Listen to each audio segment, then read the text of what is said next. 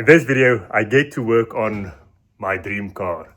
Yes, we're ripping out the engine of this LC200 VX and we're putting it into the old Samurai. That's right, you heard right, engine swap day. Now we take the engine out and put it in the Suzuki. No, I'm just joking. This is not my car. We're just putting in a new aftermarket Donaldson air filter in place of the OEM filter. This is the absolute best car ever. It's a 2016 Land Cruiser 200 VX. It's got the twin turbo 4.5 V8. This one only has 115,000 kilometers on the clock. It's basically brand new for a 10-year-old car. And today we are going to remove this stock airbox and replace it with this Donaldson Powercore filter box. The reason for that is these are prone to leaking dust past the filter that goes into the engine and then causes dusting. It's basically where the fine dust grinds up the internals of the turbo and the engine and creates premature engine wear. I didn't realize it's such a big issue on these, and maybe it's not on all of them. There is a bit of dust in there which is not supposed to be there. I actually didn't expect this. I thought it's going to be completely clean. But as I looked up online, I found quite a few stories about it happening. And apparently something about under high boost, it sucks some dust past the filter, or it creates openings. And also on rough corrugated roads and in the heated engine bay, this thing warps slightly and then lets air in there. And that is very, very bad for an engine. Anyways, let's get cracking. So there's just 3 10mm little bolts, and one is hiding behind all these cables for the battery. I wonder if it's going to be one of those where YouTube makes it look so easy and then... 5-minute job. Yeah. Might even come out without swearing. Okay, this one's out. Well done. This thing looks like it'll happily eat some of your tools there. I'm going to grab the phone and let the owner break the clip for the MAF sensor. It shouldn't break, I'm just joking, but still, there should be a tab that you press in on the other side. Like, so press the whole thing in and then press the tab and then pull it out or wiggle it out. I trust you completely. Don't. Okay, so in. Oh, there we go. Sometimes they get brittle and then. Well done. How do we do this one though? It's just a screwdriver. See, this is the one I didn't see on YouTube, but it has to come off. And then, yeah, see if you can pry it off slowly. Yeah, okay. This thing obviously needs to lift up somehow. Okay, hopefully that was the one thing that was going to stop us, but I just pried on it and it came off. Easy.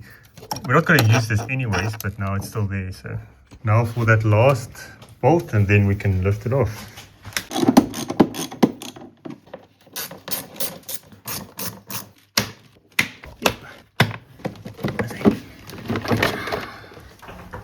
Ooh, it is quite dirty. This is the filter. It's flipping dirty. Look at that. It's supposed to be white.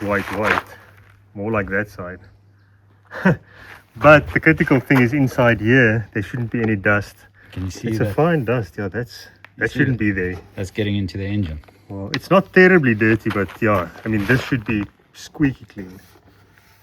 So it did actually get past there. I actually didn't expect this. I thought it's going to be completely clean. So it is a good thing replacing it.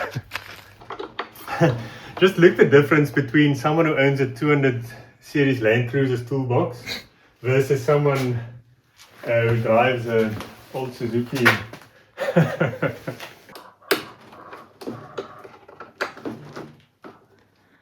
So what are we doing now? We're stealing your MAF sensor. That's right. Yeah, we're just going to clean it now, so then it has time to dry out. How dirty does a MAF sensor get? I mean, is it...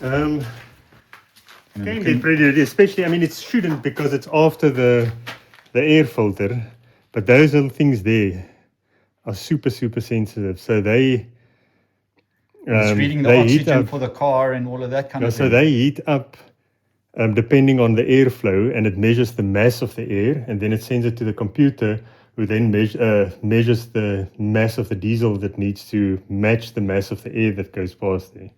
But you can see the fine dust on this. Now this thing shouldn't have dust on it because it's after the air filter. Wow. So it's a good thing to clean this. And yeah, so you use the proper MAF sensor cleaner and just spray this. This evaporates.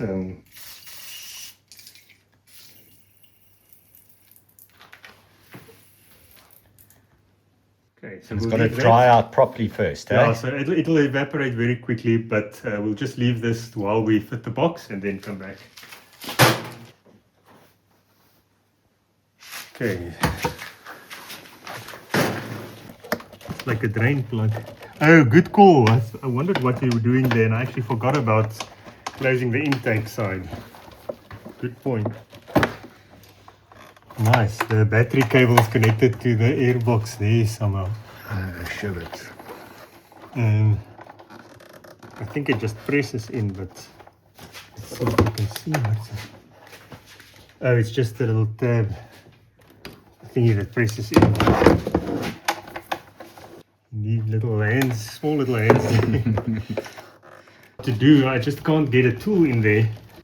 We should have really just taken the battery out. All the good stuff always happens off camera for a reason. But anyways, we had to struggle. What were we struggling with? We were struggling. It's there's a little tab that holds the battery cable to the airbox, and you need to squeeze it like this. But there's absolutely no way these hands goes in there. But now the thing should just lift out. You can see that little tab there. Nice. Good job. Cleaning out a bit of dust from there.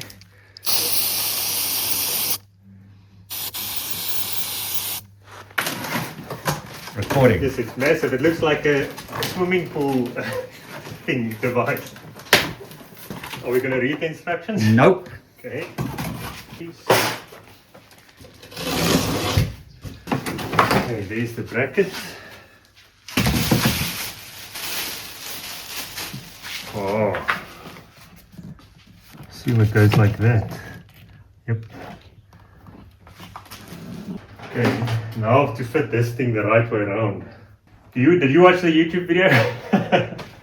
So it has to go on like that. That was only tight fit. And now watch us still screw it up. But anyways. Oh, there's gloves in the box. That's quite nice. And this. That I know. I know where that goes. Okay, cool. I didn't see that on the videos.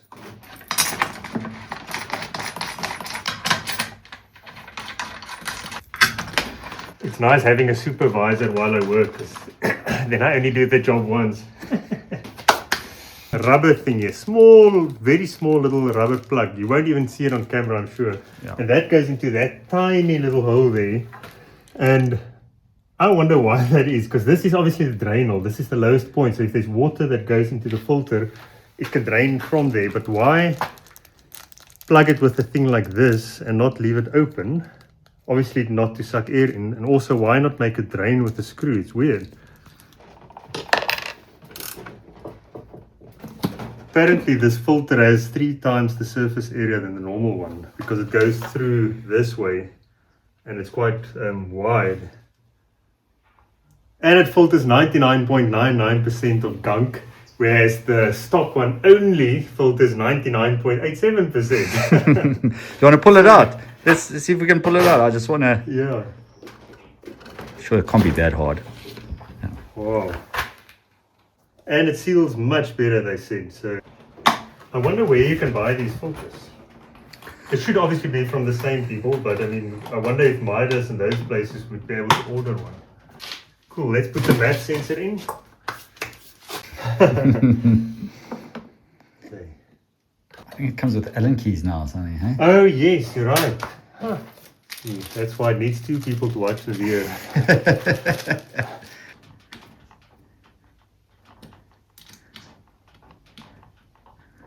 Did we put the rubber plug in yet? No, yeah, let's do that before we lose it. Yeah. Good idea.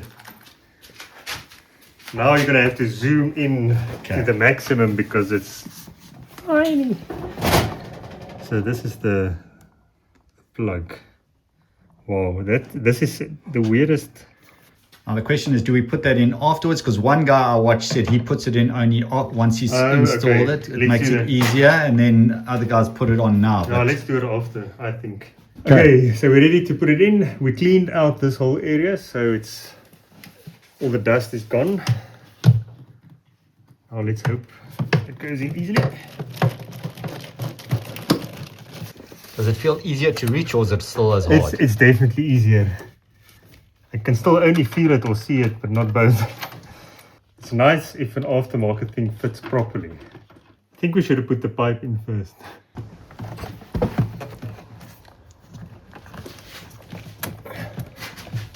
Oh shit. It would have been easier to... yeah, I think I'm gonna take it out again. Wow. I think we'll get it in, but I don't want to muscle it.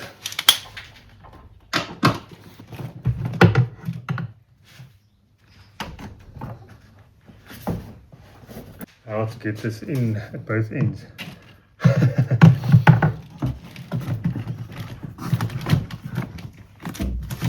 There's one thing I think we may have forgotten. Oh yes? Just hold on.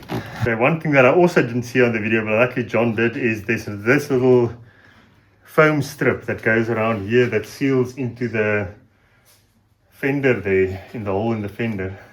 Just they thought of everything. Okay, let's try again.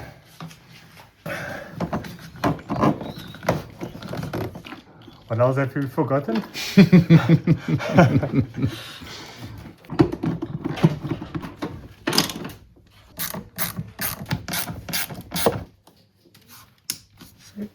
Break it, and I think then we're done. Luckily you did it early now. I mean, the car's got so little kilometers on. But imagine buying one with 300,000 kilometers on the clock and it doesn't have this in. And then you find dust all over the inside. Yeah, the turbos and the engine is what's happening in Australia. But I didn't expect that. It's so nice to work on a clean engine bay. I'm not used to that.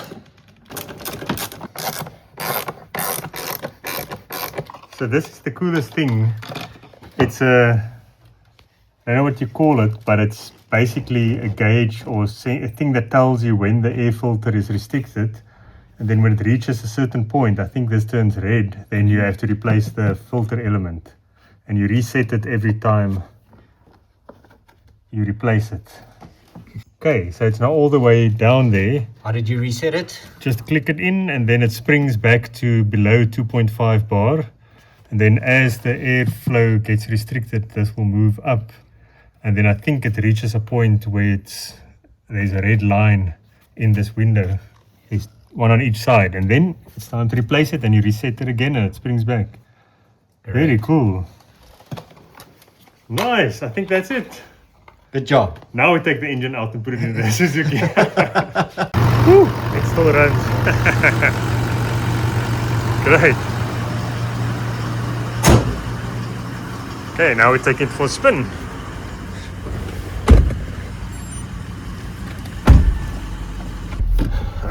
Okay, we're taking it for a quick spin. I'm just going to switch off the music for copyright purposes.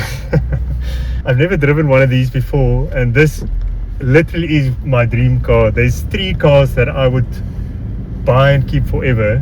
This one, the 76 Land Cruiser, and a 1984 Mercedes 300D. But yes, with this low kilometers and at this price, I would much rather have this than a new Fortuner. Yeah. And also that new 300 series that's more than double the price. I mean, this is everything you need. What did you say is your fuel consumption?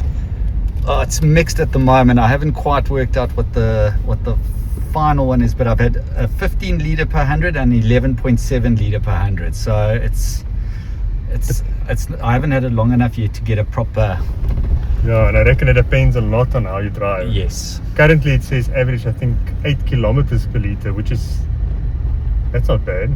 That's like 12 and a half liters per 100 k's. Is that the average for this fill up? Since I reset it, yeah. for Wow. the fill up. 8. Yes, that's what I get with a Fortuner when I tow the caravan. But I mean, it's not bad. I get 10 driving empty.